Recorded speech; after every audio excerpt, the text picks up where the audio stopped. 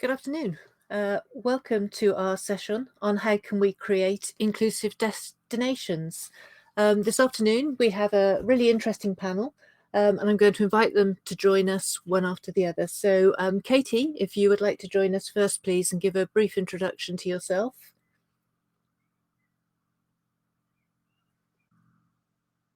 Hi, Rebecca. How you doing?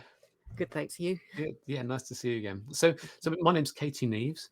I've been a professional photographer and filmmaker for the last 34 years. But 3 years ago, I came out very publicly as being a transgender woman after living for 48 years as a man. So I now have a new business called Cool to Be Trans, where I do trans awareness training, public speaking, and media appearances. So do two things. One is to reach out to other trans people to let them know that it's okay to be trans, because it is. And the other thing is to educate everybody else, just to show them that trans people are just ordinary people who want to be happy. And that's it. Great to see you, Katie. Thank And you. Martinique, can you join us next, please?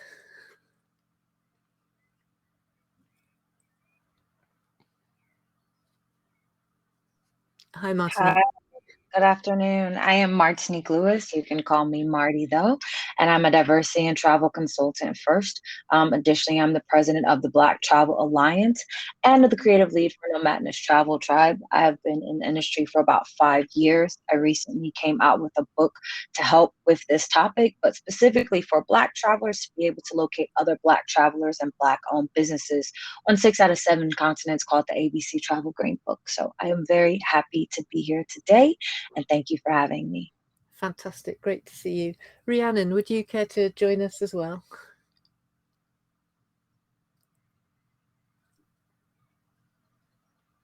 Hi, everyone. My name is Rhyson Parker. I sit as Chief Operating Officer of Intertech Crystal and Intertech Checkpoint. We specialize in risk management specific to travel and tourism. So we are the ones going out, making sure that travel is safe, looking at the things that you don't want to, and we routinely audit in over 100 countries. So yeah, passionate about health and safety. Brilliant. And finally, Susie, if you'd care to join us. Good morning, everybody. Greetings from Los Angeles, California. My name is Susie Albinahera, and I am a manager with Los Cabos Tourism Board. And I'm very happy to be here today on this panel with all these amazing women talking about travel. I've been in the industry for about 15 years on either the writing and editorial side or the tour operator side, and now I'm lucky enough to be with Los Cabos Tourism Board, and it's great to be here. Thank you. Marvellous. And for those of you who don't know me, my name's Rebecca Hawkins, and welcome to my Hobbit hole, which is what it's become fondly known by to all my colleagues. I'm an associate of Women in Travel, and I also run a small business called RHP Limited. We're sustainability specialists. And I think one of the things that really interests me about this panel is that COVID has really brought to the fore of the sustainability discussion, the discussion about inclusivity, especially as regards probably women, but also in other areas as well. So really interesting panel today.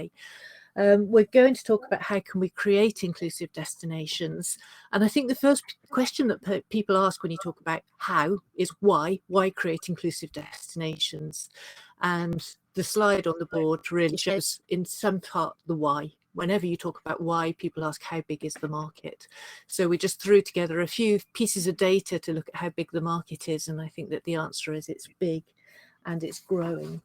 And I think when we talk about why do we need to create inclusive destinations, we need to think about how do we manage risk within destinations and how do we make them safe so that all people feel travel to them is something that they can access without any risk. So I really wanted to open this panel by asking Rhiannon if she would talk a little bit from her experiences for us about what is safety. So those of you that know me know that I eat, sleep, and breathe this stuff. So I felt that it was a bit strange at how hard it is to define it. So my take on it is that it's a social construct first and foremost. It's a feeling. I think we've all had that experience of hairs raising on our necks and just not feeling safe. But it's also a state. It's actually an objective state. So if a physical environment is safe, risk has been managed and engineered, out of it. It's a state of being as well. So I don't know if everybody would agree with that, but that's kind of my take on safety. And when we think about it in destination and, you know, across our industry as a whole, it is absolutely critical that we address both states of that. So, you know, we want people first and foremost to feel safe, but we also need to do things that are not always visible in regard to engineering that risk out of the environment, right? And I think, you know, what's really beautiful about this journey that we're on in this at this forum is that we're building on some concepts and thought leadership that we're seeing here. In the last panel, we heard, you know, the panelists talking about a lot of organizations having newfound values and, you know, black squares on Instagram and all these things, but it also, diversity and inclusion also comes with the responsibility to do the work, right? It's not just about a sentiment. It's not just about bringing people to the table. It's about doing the work to make them safe, right? And so that's, I think, a big part of what we're going to be talking about today. Okay, and Katie, I think you might have some perspectives on safety as well. I don't know if you want to bring those to the table now. Yeah, absolutely. I mean, it's just things that obviously previously, I mean, I sort of see the world through a quite a unique lens, really, because obviously previously, when I used to be classed as a heterosexual man, I could go pretty much anywhere. Now, as a woman, there's lots of places I can't go. But as a transgender woman, there's a hell of a lot of places I can't go. You know, because I could be arrested, I could be abused, I could be killed, I could be raped, anything. You know, it's just really dangerous. And so, there's an awful lot of planning that has to go ahead. But it's just about safety in terms of not worrying about just like getting a taxi, for instance. So if you get to your destination airport and then you've got to get to your hotel, you just, some people think, oh, just get a taxi, but you're getting into a car with somebody you don't know. And if these things aren't regulated, they're really dangerous. It's too dangerous to go on public transport. So it's just things like that really make you think. You think, actually, yeah, you are really vulnerable. And obviously, if you can travel in groups, it's obviously that much safer. But that's not always possible. So I think it's just that kind of thing. Okay. And do you want to have a checklist of things that you look out for when you travel? I mean, it'd be interesting for everybody almost to respond to that. So do you have a sort of an implicit list that limits where you can go, if you like? It's in your head already. Yeah, you can't just book your tickets and go. I used to be able to do that. I can't do that now. Every trip has to be meticulously planned. So first up would be looking on the sort of LGBT map. So it's the ilga.org maps, just to have a look, just to sort of see what the what different countries are like in terms of their acceptance of LGBTQI plus people. Destinationpride.org is another good one. So that shows the laws and rights for LGBTQI plus people around the world. So you put in your destination. So they're good starting points. You then have to use things like Google, Wikipedia, and TripAdvisor to look up different destinations. To find out about the religion and culture. So my cat's just arrived. See the tail. I love it. Normally, he has been known to climb up on the back here and sit behind me and eat my hair, but he likes upstaging me. So there's lots of those sort of things. You need to know where the embassies are. So if you do get into trouble, then they can hopefully help you out.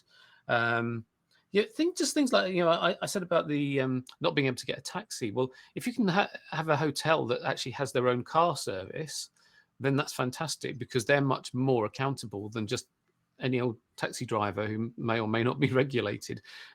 So that's usually a safer option. Finding out if there is, at your destination hotel, if there is a published LGBTQIA plus policy in place, because some hotel chains do that. So ones like Hilton, they do, and they've got a very good policy, and it's well known. So that anywhere in the world, when you go with them, you should be safe. Whereas that's not the case with many other hotels. So I think if we can get more hotel chains to do that sort of thing and publish them, that would be amazing.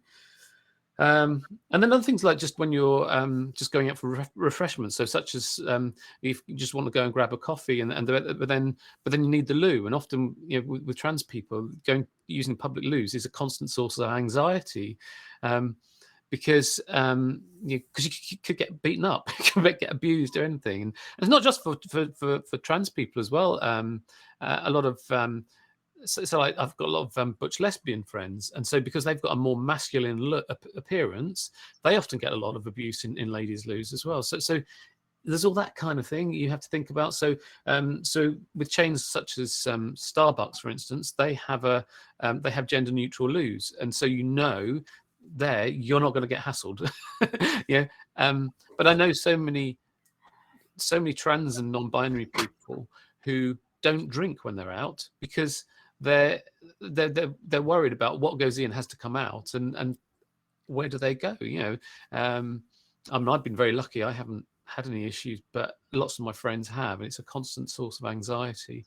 And so as a consequence, a lot of gender non-conforming people end up being dehydrated when they're out and about because they don't drink, and that shouldn't be the case. So it's just like working out all that kind of thing. And then for instance, if you decided, okay, well, you're going to hire a car when you're at the airport rather than getting a taxi or whatever, you'll hire a car because that'd be safer. But if you've got a long journey to do by car, then at some point you're going to have to stop, and you're going to have to stop either at a motorway services or a truck stop or whatever. Well, how do you know you're going to be safe there as well? So you have to do so much research.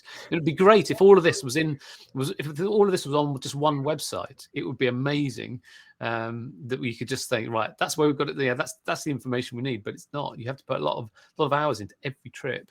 So it was a bit of a long answer there, Rebecca. But well, that's interesting, actually. It's that single website. You almost need a holiday to book a holiday sort of thing, is what you're saying, that one source of information which covers off the safety issues. And Susie, you've been doing some work, I think, from a sort of destination perspective around these issues. And have you been trying to address some of these sorts of thoughts or issues, and how have you been doing that? Yes, absolutely. This is something that we are very focused on, especially right now. But I think it starts within an organization to have diverse staff, to have diverse thoughts, to be able to bring these to the table. And for Los Cabos, we're lucky enough to have someone heading some of these initiatives. And for example, training.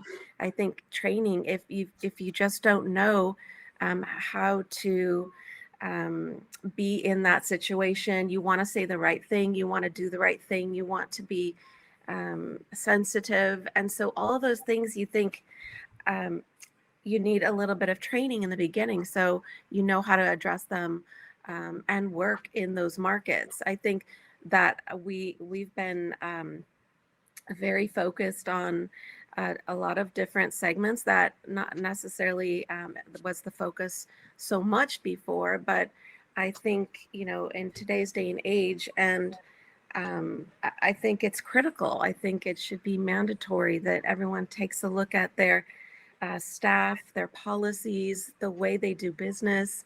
The world is changing, and I think we've just seen so much lately in the world, and I'm so proud to be part of actually being part of the change and taking those steps forward. And like it was mentioned before, having a black square in your Instagram, says one thing, but then what are you going to do after that? What steps are you going to take? Or how are you going to support the LGBT community, in a destination? What steps are you taking?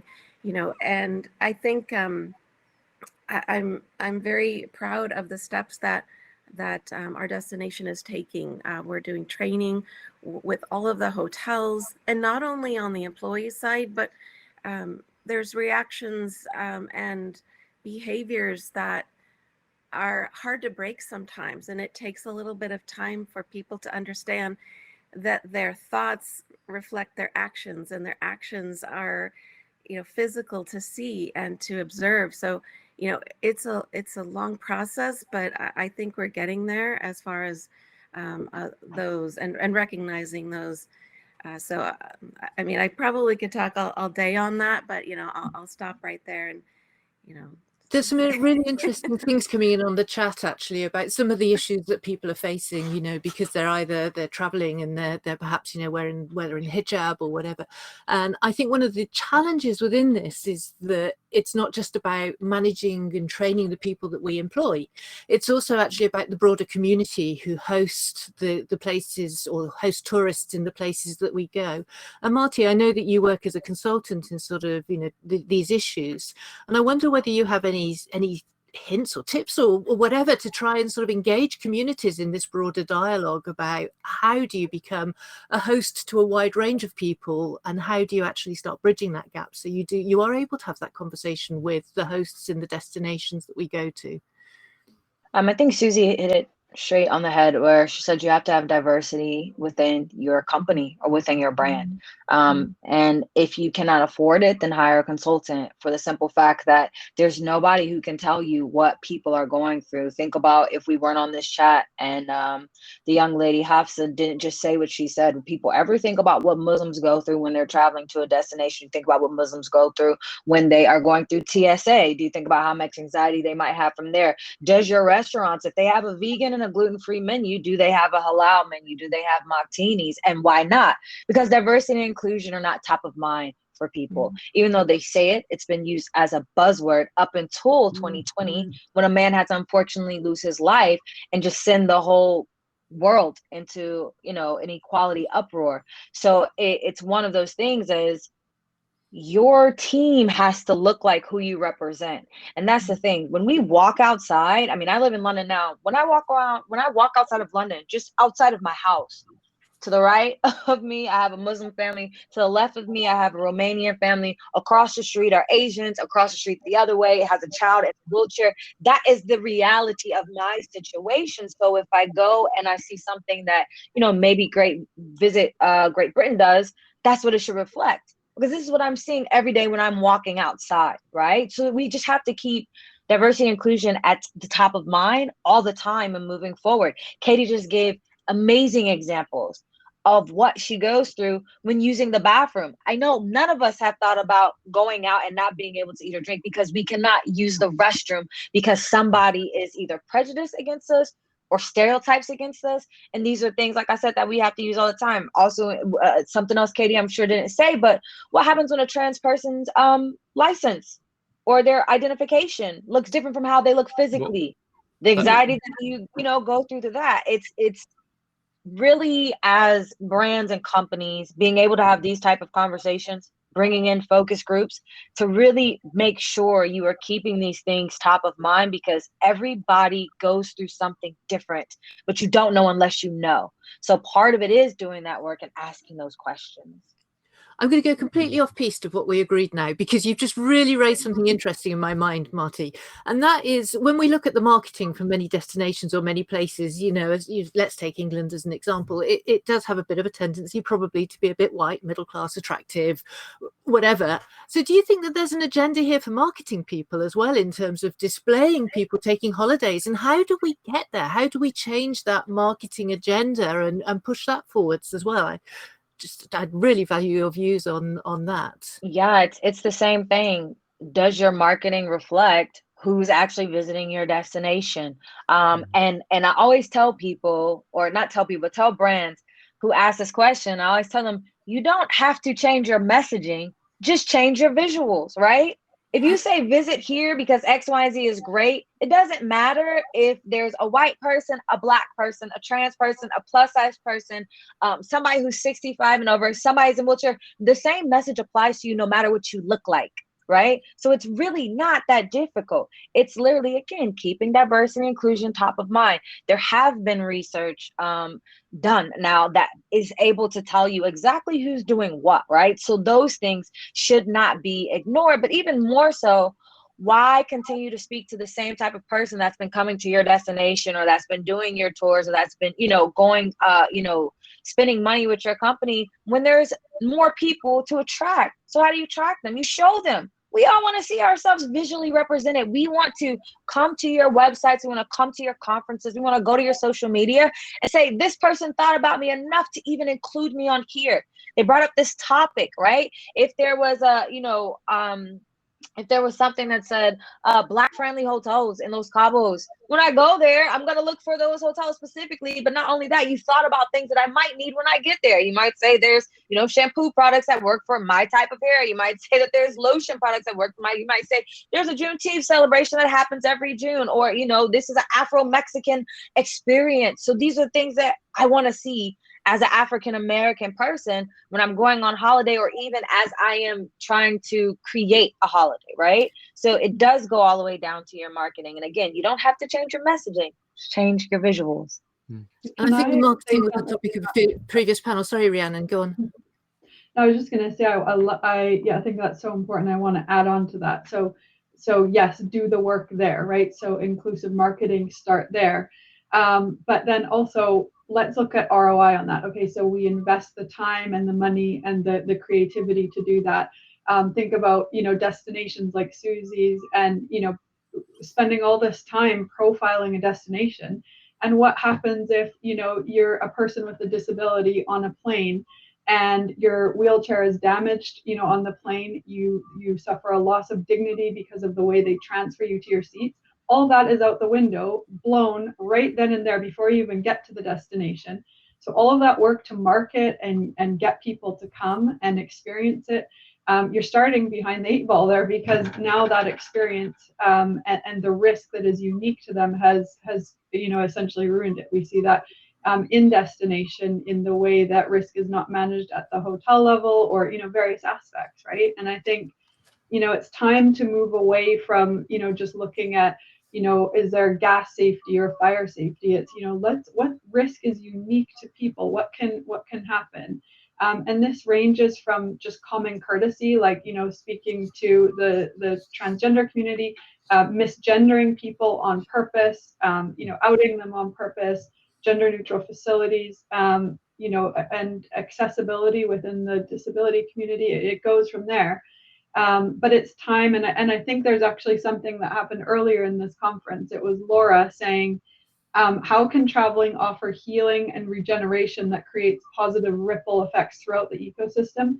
At a destination, we need to function as an ecosystem, and these parts need to be moving together. And I think that's super, super important. Can you tell us a bit, Rhiannon, about things like the ISO risk management systems, and even what the process is for changing those and introducing those issues into those sorts of systems that are used widely by a wide range of tourism organizations?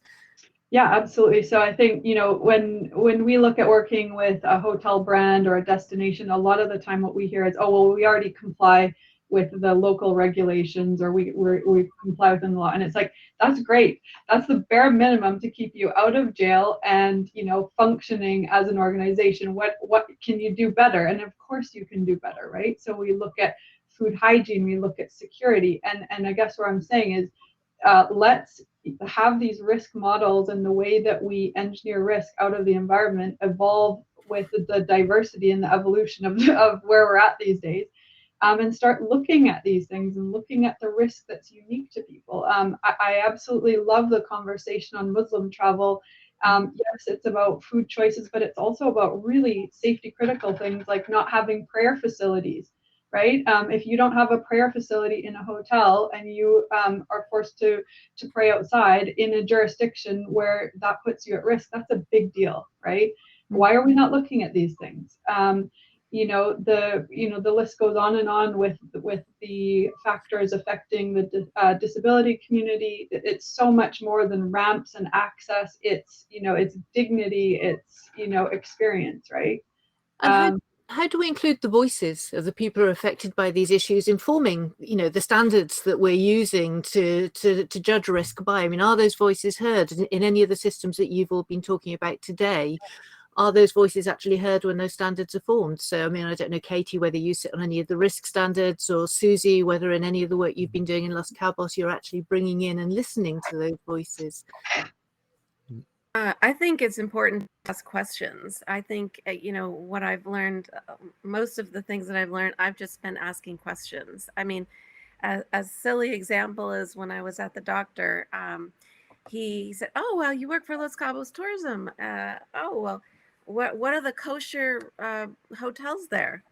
And I thought to myself, I will get back to you on that. And I thought I should know that. And so I think, asking questions and talking, not just talking about the destination. I think if you were able to pull out certain things from hotels that they're not necessarily showcasing, but they have, and it's just like where you're talking about a prayer facility. There's a handful of churches and places of prayer in Los Cabos, but we don't really showcase it at the forefront, although we have a lot of pictures of really beautiful chapels. But I think it's key when you know your market, but you're used to that market, but you're doing market development, you're asking questions. And I'll go back to having a diverse train of thought, in and also pushing for those, when you have your meetings and you have meetings with the hotels or the destination or outside, to have those discussions and really put them at the forefront. But don't stop there. Make sure that you keep on those, because the importance of getting something done and succeeding at it is to not let it go, is to keep going with it and push for it. I think, everything that I've seen being done. I mean, I've worked a lot in the Hispanic or Latino market, so I'm very familiar with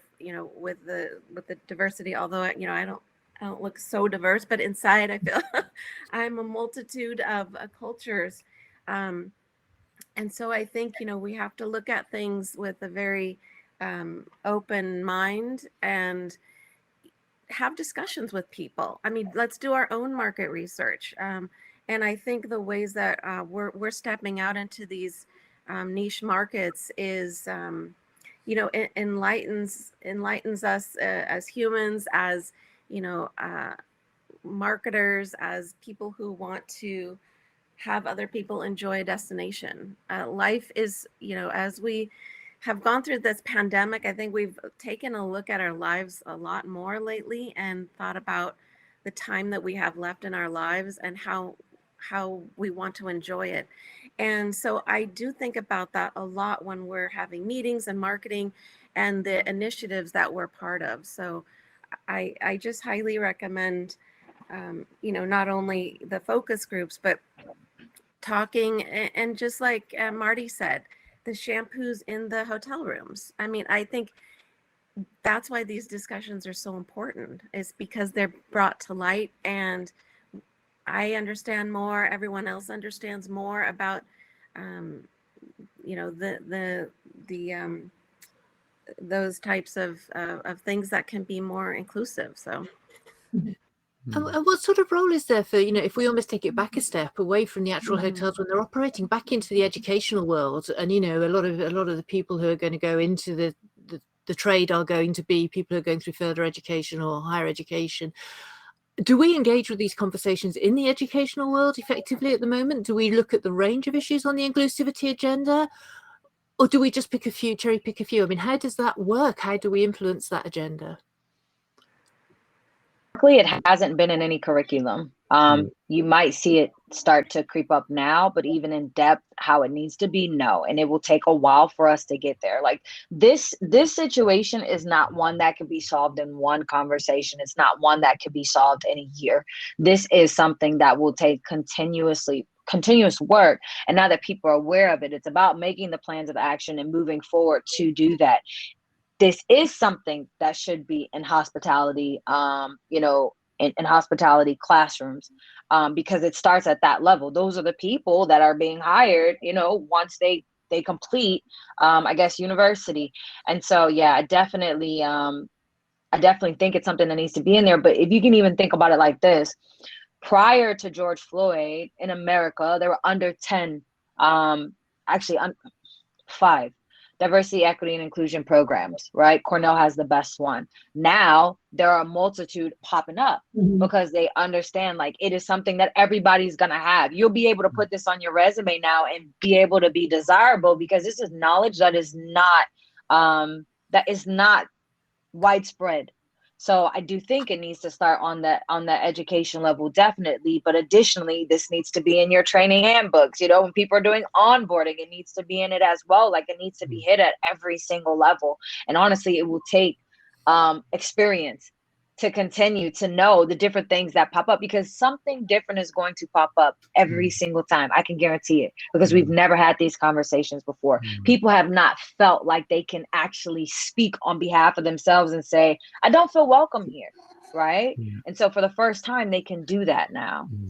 And the other thing you can often be sort of fighting against the local culture and religions as well, because often with certain religions they're very anti-LGBTQIA, for instance, and so, but the local people they're working, you know, they're dealing with people from all over the world, and so they desperately need that training just to see past that, because they're sort of very blinkered and, oh, this is not right. And I mean, just even like in my own family, for instance, my sister is a very evangelical, born again Christian, and she doesn't want to know me now. Yeah, so it's just things like that, you know, and if she was working in a hotel, for instance, I know that I wouldn't get a very good reception from her. Yeah, so I think it's things like that you have to get past all of that, and it's about education. And I wonder whether one of the issues with, sorry, Susie, were you about to say something? Saying it's a good thing my mute is because you'd hear me a lot agreeing. I think one of the issues that might be challenging for some people when we talk about inclusivity is sort of almost, what does it include? You know, when we talk about, you know, who is included, and we're very inclined to also include things that are visible as opposed to necessarily some of the things that are invisible. You know, some people who are declared disabled, but, you know, they don't necessarily have a visible disability, or on the other hand, some people who don't want to be seen as disabled, but, you know, so how do we get to a language set that we can utilize, that people understand what's included within this great big range of issues, and can start to think about the diverse range of needs and how you adapt? And, you know, Susie, you said something interesting, which is almost to ask questions rather than to make judgments about what people want.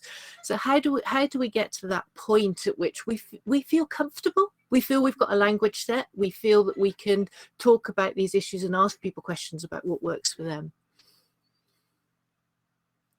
Did you put that to everyone or Susie? I put that to everyone, sorry. Oh, okay. So maybe I'll speak to the work that we're doing for a minute. So, you know, we're looking at, okay, you know, we audit, we conduct risk assessments and audits of health and safety. And so what we're saying is, and you've heard me say this in this conversation, that risk models haven't evolved.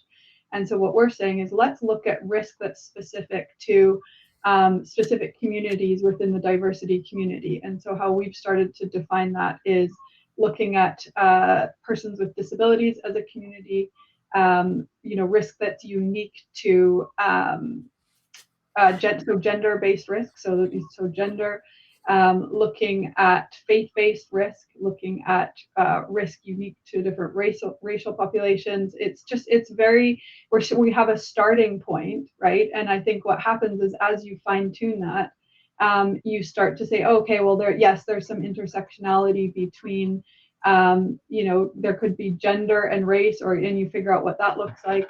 But I think you just have to start somewhere, right? So that's the starting point, and then you fine tune that. And I think the interesting thing is that you'll find is that there's a language set within each community, right? So, you know, we've been on a journey within the LGBTQIA community. Even the acronym itself, I feel like I trip on it half of the time.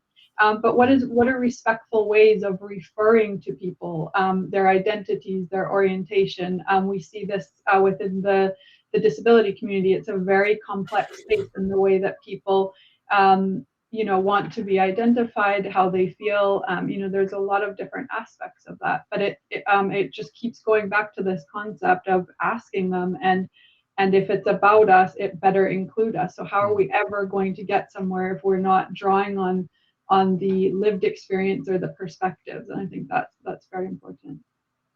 Absolutely, and I think language is so important. Things like pronouns are so important, and so often within all sorts of customer service, people have been sort of trained to call people sir or madam because they think it's a way of being polite. But if you do that, it forces that employee to guess someone's gender purely by, well, if it's on the phone, it's just by the sound of their voice, which obviously in my case, I get called sir a lot. Yeah. I can guarantee I've never bought anything from anybody trying to sell me anything and they've called me sir. The phone just goes straight down. Or on their physical appearance, and some people don't look like the gender that they really are, and obviously for non-binary people, just by the very definition, they're never going to fit the gender binary norm. So I mean, just do away with that sir or madam thing. That is not needed. That's just so old hat, and and it can lead to causing so much offence. And other things in terms of language, like calling trans people. If referring to a group of trans people, for instance, I've heard it so many times. People calling us transgenders. We're not, that sort of dehumanizes us, doesn't it? It's we're not a condition. We are people. We're just trans people. So lots of things like that. And it's just a case of just talking to trans people. Hear our stories. Storytelling is very, very, very powerful. I think because I think when people hear that, then they can empathise, and that's when they really get it. The penny drops then, and they hear that. It's so powerful. And the data, I think, is really important too, right? If you look at that's one thing that we're notoriously bad at in our industry is incident data, sharing incident data, making that available. But understanding, what is the experience of the Black traveler in a hotel, and not just the great things. Have you had subpar levels of service? Have you been discriminated against? Have you been assaulted by a guest? We're just starting to ask these questions and know these things, and that's really important. It's ugly, but it's important, because if you don't know, to what degree that's happening, how can you do anything about it, right? And is that becoming a common practice in terms of collecting incident data across a range of business types, or is it really in its infancy, or is it something that's already being rolled out and worked with? I would say that in our industry, it's not in its infancy. It's something that there's been a long-standing hesitance around. And you think about why that is, the psychology of travel. People travel because they want to escape, they want to enjoy themselves, they want to decompress. So, heaven forbid that we, show that a place is unsafe or things happen. We've seen some examples in Tunisia and Egypt with the terrorist attacks, where a single incident single-handedly destroyed tourism industries for years on end, right? And so there's a hesitance around data sharing. And I think it needs to be done in a safe way, in a way that we see modeled in other industries where, yes, it's tough stuff. We're looking at tough things, but the outcomes are worth it, right? So it is a work in progress. And are there examples on the other side where perhaps destinations or organizations are managing the inclusivity issues particularly well, and we're seeing particularly positive stories coming out, or customers them gaining more customers? Are we seeing those sorts of examples? I think from a destination perspective, we've been working under an umbrella called Los Cabos with Care, and initially it was to house the certifications for health and safety as we navigated through the pandemic. And we're working with Intertech Crystal on a lot of those, health and safety protocols and audits. And it's been enlightening, but even beyond risk management for Los Cabos with Care, we're going beyond that in working with groups that I mentioned, people with disabilities, the LGBTQ community, the Black community, and those steps forward, those are progress. And I can tell you,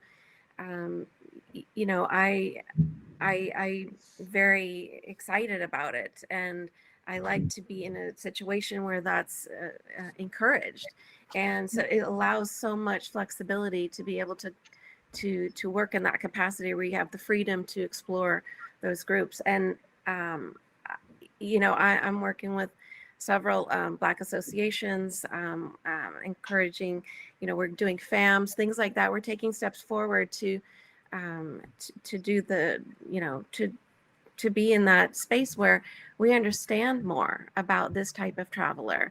And it helps, not only a destination, but the employees in the destination and the travelers in the destination.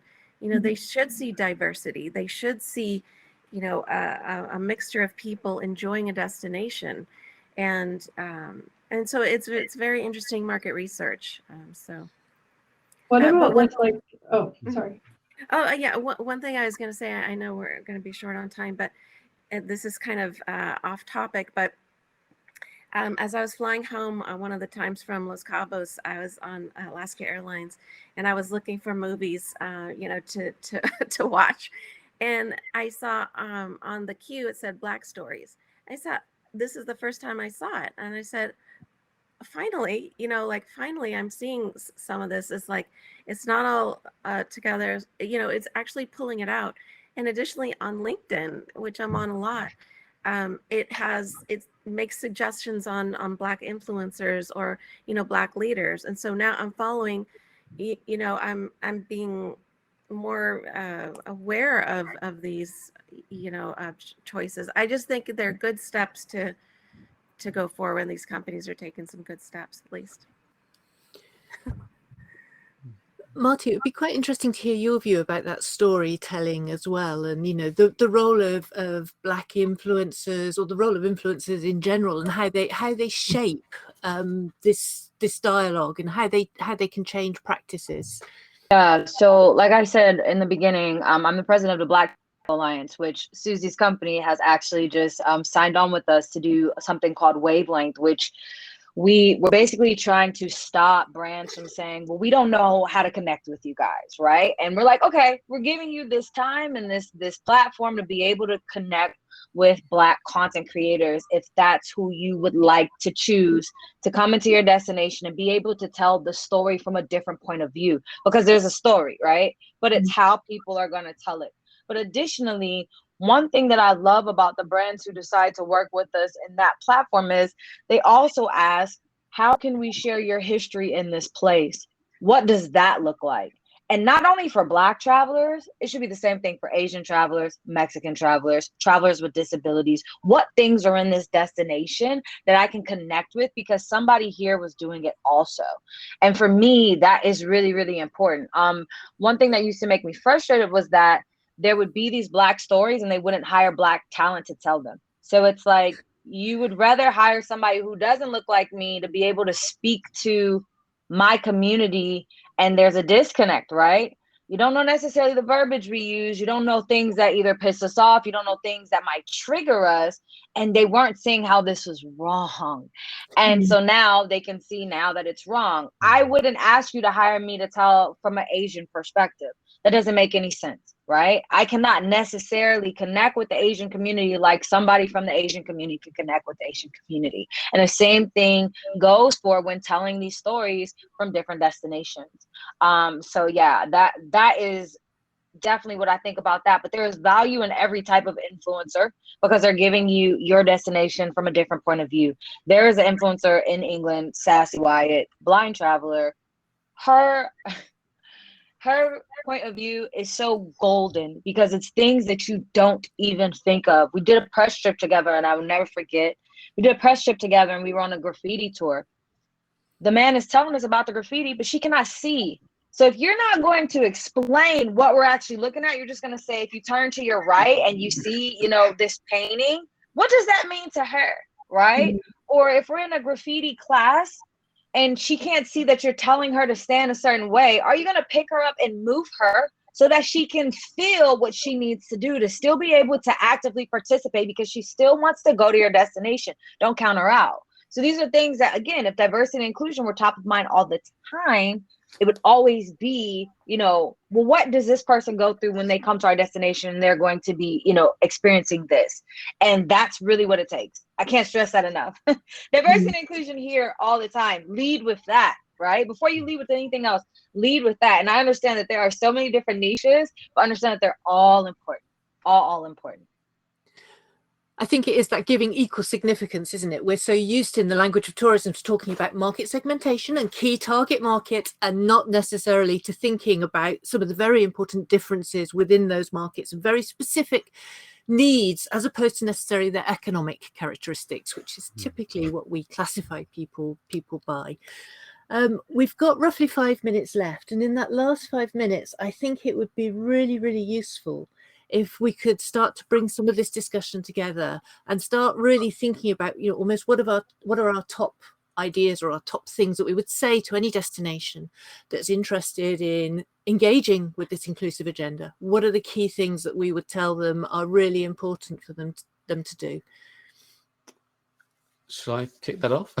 Marvelous. Well, I think staff training, mandatory staff training, I think is that's a given, that because if you have an optional thing that people turn up to if they want to, then only the people who are on side will turn up, and the people who really need that education won't do it. So it has to be mandatory, and I think that's the way. If you train staff, then it will trickle down everywhere else. So I think that would be my priority. Okay. And do you think that staff training, if you like, do you think that there are standardized ways it could be done across, let's say, brands or across places, or do you think that there are different approaches that would be best adopted? How do we go about getting something that works, if you like, or that ticks? Well, I think picking up from what Marty was saying, you get the authentic people to tell their stories, so they can speak for themselves, rather than, there's no point having a non-trans, a cisgender person coming along and delivering a trans awareness training program. It's going to be all, this is what you can say, this is what you can't say, all big yawn. I can go in and sort of tell you about all this. Well, it's quite a story I've got, but we haven't got time for that. But there's a lot to it. There's a lot to it, and it's authentic. And if the person who's living that is standing in front of you, people get it. Since you're on this call, I'm going to tell you a secret. It's as easy as typing in a hashtag in social media. Literally, that's all you have to do. Type in trans traveler, see what pops up. Type in Asian traveler, see what. There are travel communities that have been around now for 3 years, 4 years. The one I work for, Nomadis Tribe, 10 years, right? Where you can literally go in and see who the major players are. You can literally go in and see what communities you need to connect with so that you can bring them and just ask them questions, right? Don't come thinking you're going to get everything for free, because understand it's also people's intellectual property. And if you knew about it, you wouldn't have to ask them. Have a budget, but understand you can literally find everything you want to know about a traveler on social media. There is a Muslim traveler group. There's an Asian traveler group. There's a differently abled travelers group. There's Latino travelers, Latinx travel club, Black travel journey, Black travel gram, anything you need, right, is on social media. Don't be afraid to go on social media. If you don't know how to use it, there's somebody who knows how to use it. Ask them. This is how you tap into those inclusive communities, right? People are going to be on their period talking about the experiences that they have had or have not had, and it's going to be all on your feed, and it's right there at your fingertips. So just a little secret for you guys moving forward. I love that, Marty, and I love the fact of hearing from the voices rather than actually hearing. Sorry, Susie, were you about to come in? I think it was me, actually. Sorry, I guess my final thing is break the silence on this stuff. As as a destination, speak up about it. And so A, it's the right thing to do, but B, there's a commercial imperative to it. View it as a USP, and if you are as a baseline an inclusive destination, people will compete with you, right? So if they see people, what if you were the destination that that a deaf traveler just didn't have the confidence to travel before, hadn't had the experience, and you change that for them, or a neurodiverse traveler, or an LGBTQIA, a transgender traveler, whatever it is, if you change that experience, you get them talking to their communities, you get them traveling more in a lifetime. There's a commercial imperative to that. So A, it's the right thing to do. B, others will compete with you so you can drive change in a big way. And yeah, there's the commercial element to that. Do you think we also need to almost address our own fear of how we address these issues or how we talk about these issues, and almost just sort of, go to people, how do I ask you about this, or how do I engage with this? Because I think sometimes there's that real barrier of, I'm afraid of being embarrassing or not showing that I know how to engage, and at risk of being, I just think that actually the thing I love about your website, Katie, is on the bottom it tells me pronouns, and it makes it very easy for people to engage. And I think we all have a fear of how do we break the barriers, and how do we talk to other people, and how do we engage, and it's almost just saying don't be afraid, ask the questions with good intentions. Definitely. I mean, I find, to be honest, that most people, certainly in the UK, are very supportive of trans people. Okay, there's a certain section of society that aren't, but most people are very supportive. But quite often they use clumsy language. But that's okay. I can help them with that. But then some people, they like to just back off and not say anything because they're worried about offending me. And yeah, I sort of welcome them in and say, look, you can ask me anything. That's what I do. Like in my sessions, I say, look, you can just ask me anything, and you won't offend me. Just ask me. Yeah, and I think that's important to, because then at least you're like, I'm sort of meeting them halfway then, aren't I? I'm coming to them and saying, look, you can make your mistakes, it doesn't matter, it's okay. Yeah, but talk to me. Yeah, no, I agree. And Susie, just to sort of wrap up, what would your tip be? Because in a way, you've been doing it within a place, which is quite a difficult thing to open that door and start that dialogue and really be a leader in this area. So what would your thoughts be? I think, again, talking with the community, talking with the travelers, and understanding and identifying new opportunities. We have some amazing festivals coming up in Los Cabos that are like specifically Black like jazz festivals. We have some amazing things that are coming up in the destination, and I think as we take steps forward in post-pandemic, I'll say, not really post-pandemic, but as we segue more toward in-person events and things that we can do in the destination, we have freedom to, we have flexibility to create new programs, to create new events, to create inclusive opportunities. And I just think that that education is so key. The voices are so key, and being, proactive in it, and not being reactive, but being proactive, and being a champion for change, really. So, I in the last, I'd say 20 years, my husband is Latino, and we constantly go through, do we call you Hispanic, Latino, Latinx, Chicano? You were born here, how do you identify? And so he goes through that all the time with all of his marketing material, and we come to understand that he just can't please everybody, but he's going to do the best he can, and with what information he has. But I think that goes across all of our identities. So okay. It's been really amazing. I've learned loads just sort of pulling this together in a way. It's kind of, one of the things that I've learned is stop talking about market opportunity, start actually really thinking about how do you really service this market, how do you hear from this market, how do you really understand and embed and engage with the voices and understand, what is necessary to provide good, fulfilling experiences, which is what travel's all about, whereby people in destinations can have a really good dialogue with each other, without that sense of fear. How do we break the barriers around that sense of fear? And I think education is obviously a really big part of that. And I'm not so well plugged into some of those educational agendas, but I would love to see everybody who is involved in education having to deliver something on inclusivity that listens to the voices of people who are actually engaging in that sort of travel. I just think it amazing. So does anybody have anything that they really want to add? No, I'm not quite sure what happens next, to be honest with you. I was told to enter 1623, 1620, and it's now 1623.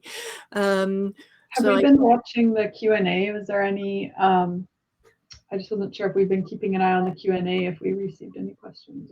There was a question about education, which I think we've really covered off, and there's lots in the chat box, which is really interesting, with some really good advice about places to go for information. And I'm not sure if there's an opportunity to download the chat box and share it with people afterwards. And also, I think it would be really great to have some of the links that have been shared by panel members available. Katie, your links when you travel were really, some of those I didn't even know existed, would be great to share with people if they want to have them back out. And I think Jamie Lee has just joined us. And Jamie Lee, I think you're going to join the session and close it. Is that? Thank you so much, guys. What a fantastic panel. It was really thought-provoking, and I learned so much. I learned a lot, and I was really moved by a lot of these stories and the experiences that Katie gave. As you know, obviously, if you're not experiencing it, you don't know how it is for another individual. So I was really pleased with that panel. And I just, in wrapping up for today's session, I just want to thank everyone so much for joining day 4 of IWTTF Digital. I hope you all had a really enjoyable and knowledgeable time with us. Today, our overarching theme was how do we build an inclusive travel and tourism industry? Our first panel, which if you were with us from the beginning, we looked at allyship, and how allyship can be used as a driving force for DEI in the travel and tourism industry. And our panelists really shared some actionable tips and actionable strategies that you can take away and do within your own organization, and also as an individual as well. Then we moved into our diversifying travel marketing toolkit marketing session, which was hosted by Juliet Kinsman. And for me, some of the overarching things that I saw over all of the different panels was, the marketing has to be not only just marketing, but your brand that you have internally has to be reflective of society. So who do you have at the table? And we have to now move beyond just representation in imagery and look at engaging communities through engaging other diverse communities. And then our final panel that we just witnessed, how can we create inclusive destinations? I think that's such an important topic, and I love the fact that we were able to talk about safety and the risks associated with individuals from various different backgrounds traveling to a particular destination. And I just want to thank everyone, all of our fantastic speakers and panelists today for joining us at IWTTF Digital, and we will be back tomorrow for day 5. So have a great evening, everyone. See you soon.